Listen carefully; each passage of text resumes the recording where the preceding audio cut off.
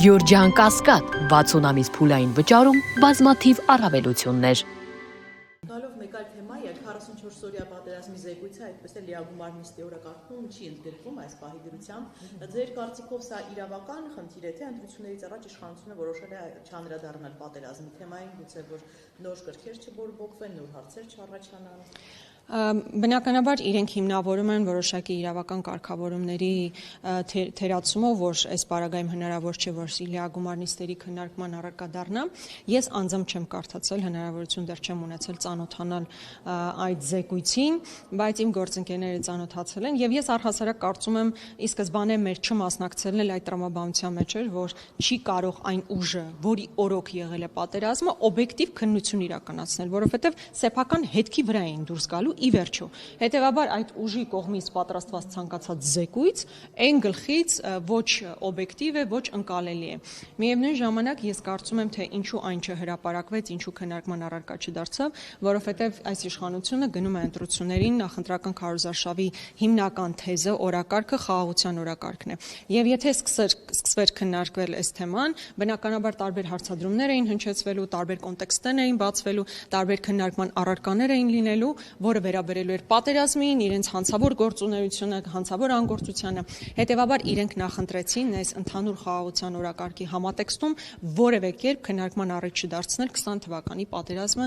եւ դրա պատճառները։ Կարծում եմ ընդհանրապես սա է, որովհետեւ կրկնում եմ, եթե մտածենք, որ այնտեղ այնպիսի բաներ կան, որոնք իրենք չէին ուզենա որ բացահայտվել, դուք կարծում եք իսկապես Անդրանիկ Քոչարյանի գլխավորությամբ այդ կառույցը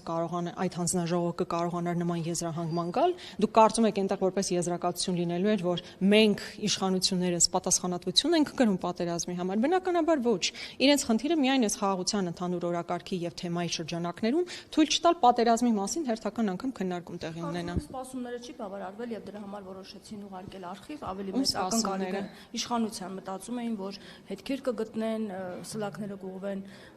բարձրաստիճան զինվորականների կողմը։ Ես չգիտեմ իրենք ինչ էին նախատեսել, ինչ ստացան, ես տեսա, որ այդ ամբողջ ընթացքում բավականին հաջող շոուներ ստացան, իդեմս նրա, որ Նիկոլ Փաշինյանը եկավ, այնտեղ բաց նիստի ժամանակ որոշակի շոու կազմակերպվեց, իրենց դա էր հետաքրքիր։ Մեզ էլ ես հիշում եմ, ասում էին քննադատաբար մեզ ասում էին, բա դուք էլ եկեք մասնակցեք, ձեր հարցերը տվեք, պատասխանները ստացեք։ Իբր դուք որ հարցերը տվեցիք, պատասխանը ստացաք, վերջը ինչ եղավ։ Հիմա ամբողջ ժողովուրդը հարցը տալիս է, չէ՞, բա ինչու չհրապարակեցիք։ Բա եթե դուք որևէ բանում մեղավոր չեք, ամբողջությամբ քննել եք, եզրակացությունների եկել եք, բա ի՞նչ եք հրապարակում։ Հրապարակեք ժողովուրդն էլ իմանա։ Կրկնում եմ, իրենք նախ վստահաբար իրենց հետքի վրա դուրս եկած չէին լինի, այնքան միամիտ չլինենք, որ կարծենք, որ գրվելու է Նիկոլ Փաշինյանը մեղավոր ու պատասխանատու է, մարդսկի նորմալ գերագույն գլխավոր հրամանատարի ֆունկցիան չէր վերցրել, ասում էր սովորական մոդերատորը։ Բայց խնդիրն այն է, որ խաղաղության օրակարգը որևէ կերպ չշեղվի, մարդիկ չորրորդ հանրապետություն են պատրաստվում հիմնել։ Դուք կարծում եք իրանք պատերազմի առարկան կսկսեն, պատերազմի պատճառները կսկսեն քննարկել, բնականաբար ոչ։